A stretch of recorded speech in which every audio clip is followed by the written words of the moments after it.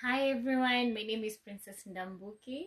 I am starting out on speaking about challenges and things we face in life to encourage a girl out there, a woman out there, any lady out there, or even generally anyone out there who feels discouraged.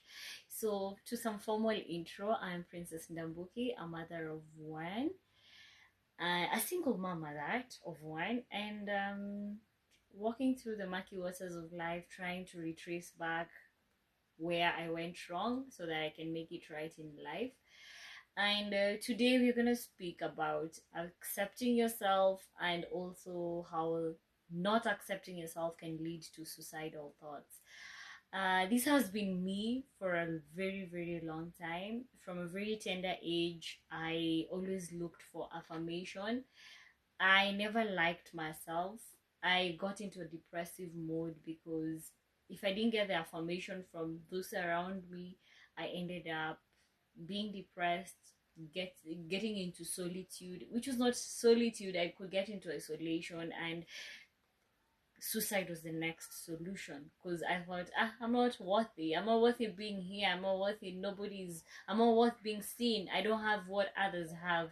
So this could be influenced especially by your parents not reassuring you of your worth, but what's done is done right now, and we can only move forward. And I would also have parents view this and also know that they play a major role in how they bring up the confidence, the self-awareness and appreciation in their children.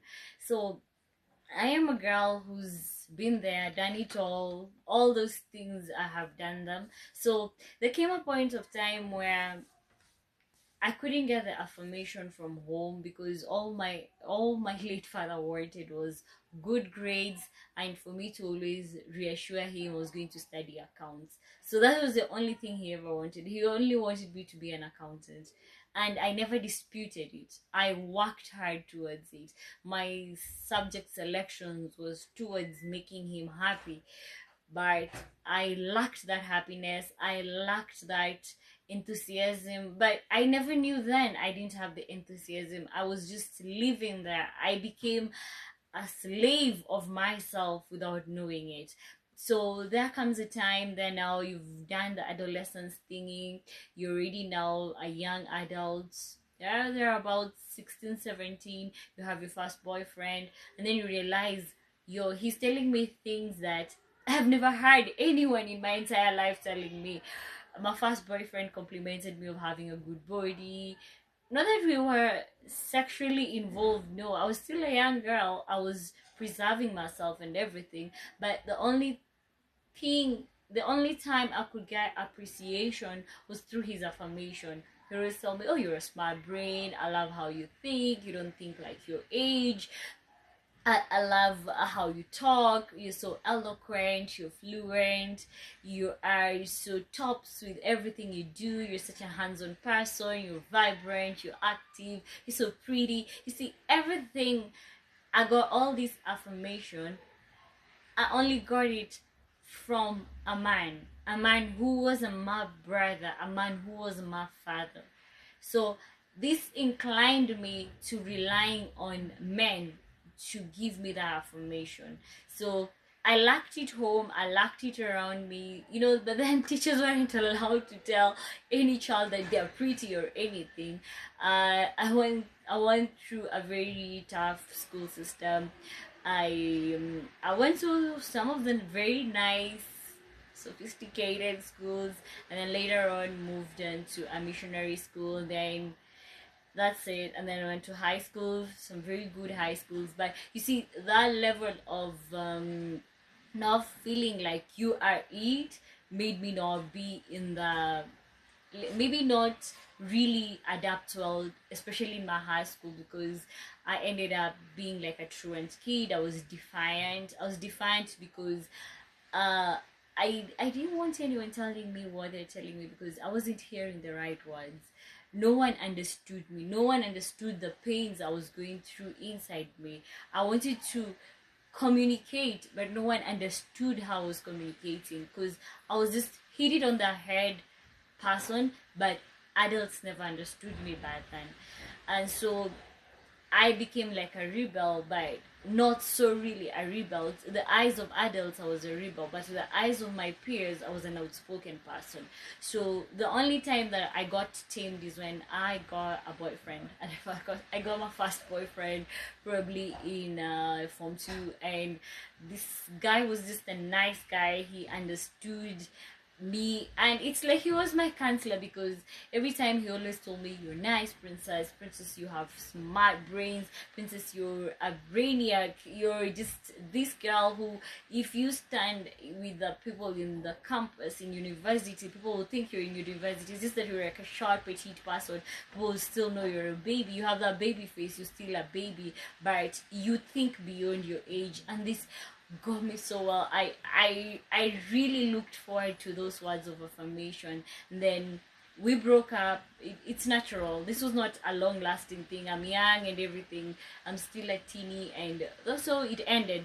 So the next guy I got, the only thing I was looking forward to in a relationship was the affirmations, and I moved on like that. It was a game of moving from one man to the other. And anytime we broke up, I would attempt suicide. So the first time I attempted suicide was in Form 2. I attempted suicide. I took all the paracetamol that had been given by the school nurse. It was a whole dosage. I was having pain problems, and I swallowed all of them, but I didn't die.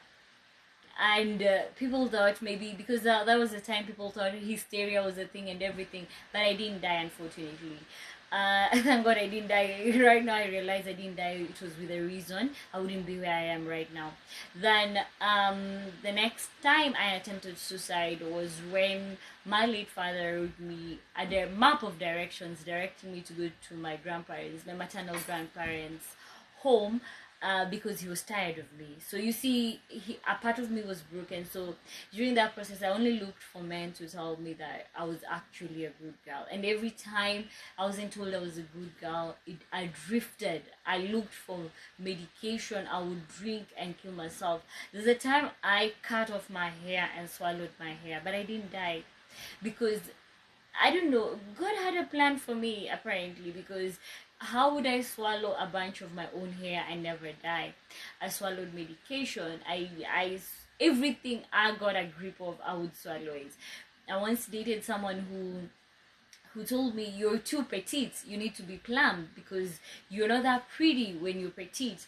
And this got me into always looking at, when I want to dress up, I would always ask him, "Are you sure I'll look good today?" He's like, "No, I told you to add some flash on that body of yours, you don't look pretty." So I ended up listening to him and never listening to myself, and I ended up trying it. Every time I got into a fight with people, I would never resolve my fights. The only thing I would do was try to kill myself, try to get the top tier pain medication, drink it, sleep, thinking I would wake up dead. I would never wake up dead. The only thing I would wake up and have side effects of throwing up and everything. I'm telling you, it was the worst experience. I wouldn't want it on anybody's child. But over and over again, I am telling parents, because I know this is the only thing I would help a child out there. Parents, speak words of life on your children. Remind them they're pretty. I don't want any girl to turn out as I have turned out. And any girl who's already turned out to what I turned out to be at that time, just be sure you can work it through. We are here for you, because I have learned it the hard way. I have seen it. I have gone through it. I have attempted suicide because I didn't appreciate myself. I was waiting for the world to tell me that I'm a good girl, I'm pretty, I'm good enough. It's not about the prettiness only. It's about even affirming that I can do things. So suicide is never the solution. I have seen it firsthand. Suicide is not the solution. The only thing it makes you, it just sticks you on a psychological cycle that you cannot even handle at any given point of time. Right now, I don't look forward to affirmation that much, but I'm still fighting that. But suicide hasn't been on my top list for the last couple of months. I battled it in 2024. That was the last time I battled it, and I feel like I should speak it out so that nobody else can battle it anymore.